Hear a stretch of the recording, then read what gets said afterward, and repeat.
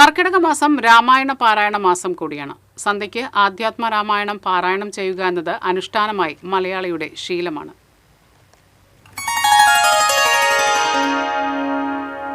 ഹൈന്ദവ കുടുംബങ്ങളിൽ കർക്കിടക മാസത്തിന്റെ ആദ്യ ദിനത്തിൽ തന്നെ ഉമ്മർത്തൊരുക്കിയ നിലവിളക്കിന് മുൻപിൽ പ്രായഭേദമന്യേ രാമായണം വായന തുടങ്ങും. കള്ളക്കർക്കിടകത്തിന്റെ കറുത്ത സന്ധികൾ നനുത്ത രാമായണശീലുകൾ കേട്ടുകൊണ്ടായിരിക്കും കണ്ണുകൾ ചിമ്മുന്നത്.